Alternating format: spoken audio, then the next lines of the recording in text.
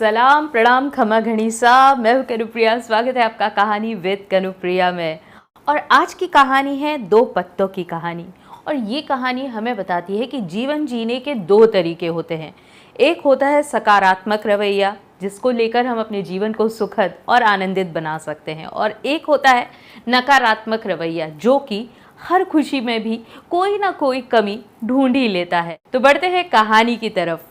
आज की कहानी का शीर्षक है दो पत्ते, और ये कहानी मैंने ली है ओशो की कहानियों में से, जो कि ओशो अक्सर अपने प्रवचनों में सुनाया करते थे।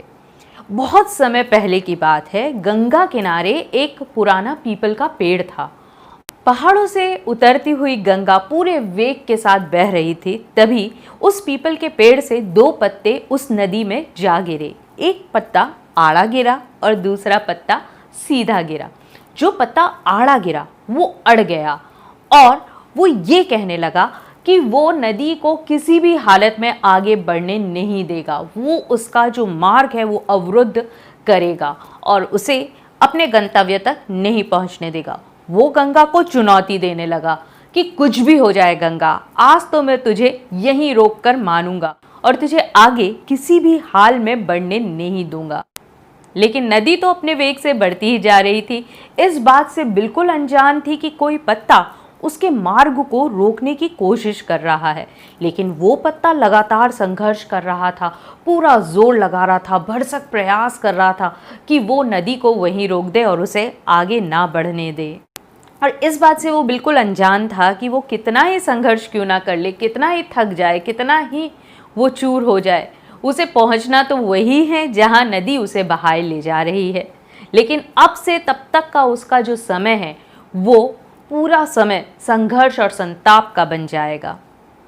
वहीं दूसरा पत्ता जो सीधा गिरा था, वो नदी की धारा के प्रवाह के साथ अपनी ही मौज में बहता चला जा रहा था और वो ये सोच रहा था कि आज वो इस नदी को अपने गंतव्य तक पहुंचाकर ही दम लेगा। और वो गंगा को बार बार यही कह रहा था कि चल गंगा, आज मैं तुझे तेरे सागर तक पहुंचा कर ही रहूँगा।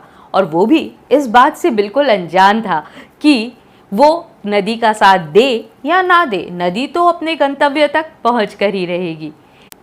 लेकिन तब से अब तक का उसका समय आनंद का समय बन गया। वो आनंद विभोर होकर ये सोचते हुए कि वो गंगा को उसके गंतव्य तक पहुंचाने में मदद कर रहा है, बहता चला जा रहा था।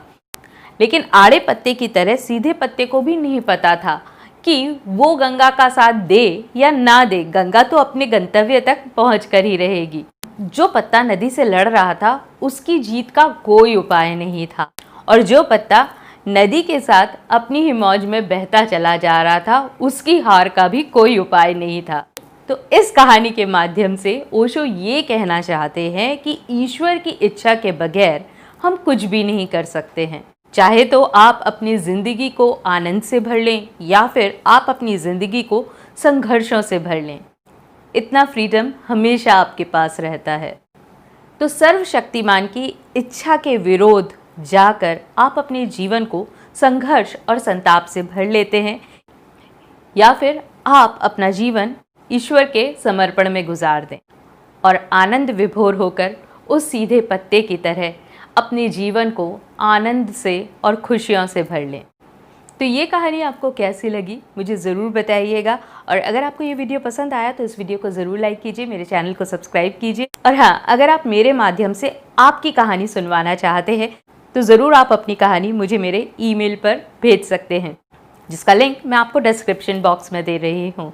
जल्दी मिलते हैं एक और नई कहानी के साथ, एक और नई सीख के साथ। तब तक आप अपना पूरा ख्याल रखें, स्वस्थ रहें, मस्त रहें और ज़िंदगी को यूं ही जिंदा दिली के साथ जीते रहें।